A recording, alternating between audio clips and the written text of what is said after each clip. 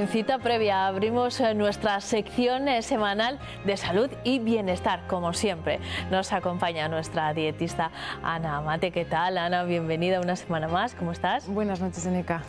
Vamos a hablar hoy de un tema que estoy segura, siempre hablamos de cosas interesantes, pero es que hoy vamos a ser muy prácticas, ¿verdad, Ana? Vamos a ir al grano y vamos a hablar de algo que puede que les preocupe a todos ustedes. Me refiero al sobrepeso y la obesidad infantil. Porque, claro, cuando se produce sobrepeso en los niños, al final la responsabilidad de cuidar esa situación recae en los adultos. Así que nos tenemos que poner las pilas. Y vamos a hacerlo con una clave. Es muy preocupante la obesidad infantil y se debe a muchos motivos que vamos a repasar con Ana. Pero además vamos a hablar de una de las comidas más importantes del día, porque va a ser una gran aliada a la hora de evitar ese sobrepeso o la obesidad infantil. Me refiero al desayuno. Ana, ya sabemos que es una comida muy importante, pero a la hora de evitar el sobrepeso en los niños especialmente, ¿verdad? Pues sí, porque un desayuno completo y equilibrado es el mejor antídoto contra la obesidad infantil. Es más, está demostrado que hay una menor prevalencia en aquellas personas que tengan sobrepeso, aquellas personas que desayunan frente a las que no desayunan, que llegan pues a la comida principal, lo que es a la comida, con muchísimo hambre, ingiriendo así alimentos pues más calóricos o con más aporte de grasa. No obstante, incluso existe un estudio de la Asociación Española de Pediatría en la que demuestra que los niños que no desayunan van más a desayunar y tienen menos rendimiento escolar. Por tanto, hay que tener en cuenta que por lo menos el 25% de las kilocalorías que ingerimos durante el día, sobre todo en los niños, tienen que estar destinadas al desayuno. El desayuno es muy importante principalmente porque vamos a romper con ese ayuno tan prolongado que es durante la noche, en el cual nuestro metabolismo sigue trabajando y lo que hace es pues liberar hormonas, regenerar tejidos o simplemente lo que es la cosa de respirar. Por tanto, que lo tengamos en cuenta, que es muy importante, sobre todo para evitar esa prevalencia en cuestión de la obesidad infantil. Primera clave, ya he dicho que vamos a ser muy prácticas. No se puede ir al cole ni a ningún sitio sin desayunar. Tengamos sobrepeso o no, pero en una situación de sobrepeso es importantísimo el desayuno. Vamos a hacerlo bien, vamos a desayunar y vamos a hacerlo bien. Ana, ¿qué tiene que tener un buen desayuno? ¿De qué tiene que estar compuesto? Pues a ver, nos podemos basar en la población en general, pero sobre todo en la población infantil. Debe llevar cereales, debe llevar lácteos y debe llevar frutas. Y esporádicamente incluso les podemos introducir algo de embutido magro, como es el jamón serrano o el jamón york, no habría ningún problema. Los lácteos lo que nos van a aportar pues va a ser proteína, va a ser calcio, vitamina A, vitamina D y vitamina B. Y es bueno alternarlo, no tomar siempre leche. Si toman los niños leche, pues un día tomar leche, otro día yogur, otro día queso fresco, siempre dándoles nosotros la opción de que ellos puedan elegir, no obligándoles a comer, porque eso lleva muy mal camino.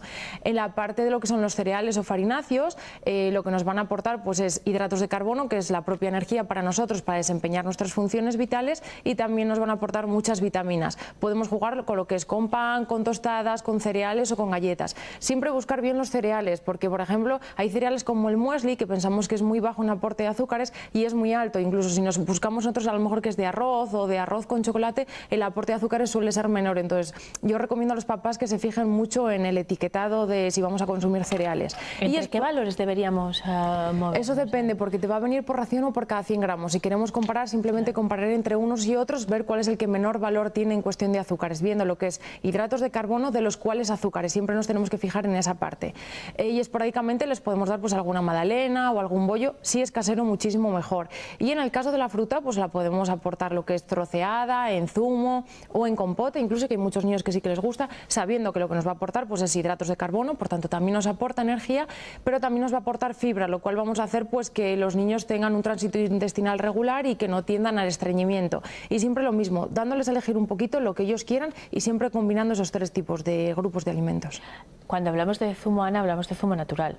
Eso es, no estamos hablando de zumos envasados, sino de zumos naturales, de lo cual yo recomiendo que incluso esos zumos, más que zumos, sean batidos naturales de frutas, que los hagamos en una batidora, en cualquiera que hay ahora, porque es una manera en la que vamos a mantener la fibra. De la otra manera, siempre en los zumos, por ejemplo, el típico zumo de naranja toda la vida, cuando lo vamos a exprimir, la fibra siempre se queda en el exprimidor.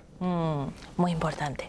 Bueno, hemos contado ¿qué debe tener un buen desayuno? ¿Y qué no debe tener? ¿Qué tenemos que desterrar de los desayunos de los niños? Pues sobre todo lo que es la bollería industrial y también, como hemos dicho, en el tema de, según lo que vamos a elegir, fijarnos muchísimo en el etiquetado. Yo sí que barajaría a los papás que siempre tiendan a meterle algo lo que es salado para que se acostumbren a ello y predicar un poco con el ejemplo. Intentar siempre acompañarles a la hora de desayunar y ver que nosotros lo consumimos para que ellos vean que es algo factible y favorable y copien un poquito ese acto. Muy bien. Cuando tratamos de evitar la obesidad, también en los niños la actividad física es una clave. La alimentación es una de ellas y la otra clave es la actividad física. Los niños son muy activos de por sí, pero a eso tenemos que añadir una actividad física en forma de deporte. ¿En qué medida? Pues a ver, todos los niños deberían de realizar al menos 3 días a la semana deporte, hablando de que estamos hablando de una hora de deporte que sea bastante activo. Cualquier clase colectiva que a ellos les pueda gustar. Hay niños que les puede gustar ir a baloncesto, que les puede gustar ir a nadar, a tenis, yo que sé, cada uno un poco que elija el deporte que le guste. Pero todos los días deberían de hacer una hora de actividad al aire libre, ya sea bajar al parque, salir nosotros con ellos a pasear, en bici, a patinar, porque los niños necesitan para su gasto energético, para sentirse cansados al final del día. Yo creo que es algo clave, junto con una alimentación, pues para que lleven así un estilo de vida saludable, para que sean más energéticos, que no lleven una vida sedentaria frente a un ordenador o una tablet, de lo cual yo recomiendo a los papás que reduzcan a menos de 2 horas esas actividades sedentarias en casa y que en vez de dejarles lo que son esos aparatos en sus habitaciones, ponerlo en un sitio colectivo donde nosotros podamos controlar la cantidad de tiempo que dedican a ello. Vamos a volver a la alimentación, que es lo nuestro. Ana, ¿cómo podemos vender, iba a decir, pero bueno, cómo podemos ofrecerles a los niños de una forma atractiva? Danos algunas ideas, porque seguramente ellos si pudieran elegir, elegirían la bollería, el chocolate, y ya hemos contado que tenemos que reducir el aporte de ese tipo de alimentos. Vamos a ponérselo atractivo. Danos algunas ideas para introducir hábitos saludables en los niños. Vale, lo primero que hay que tener en cuenta, que es algo que no hemos mencionado, es que los niños comen por hambre, no comen como nosotros por placer. Entonces ellos van siempre a por cosas que les vayan a saciar más, como es la fécula, el azúcar o los hidratos. ¿Cómo podemos jugar a aquellos platos que a ellos les gusten más, en cuestión de carnes o pescados, y que podamos jugar pues para ponerles una guarnición de verduras, poder hacer formas o dibujos o colores de tal manera que a ellos les sea más apetecible? Algo en lo cual les podemos inculcar unos buenos hábitos y que empiecen a consumir verdura, que es lo que más les cuesta, es hacerles partícipes a la hora de la compra y hacerles partícipes a la hora de decidir qué es lo que se va a comer o el menú que se va a hacer de forma diaria o de forma semanal, porque eso lo va a facilitar mucho. Y si tienen una edad en la cual nos puedan ayudar, hacerles partícipes a la hora de la elaboración de la comida.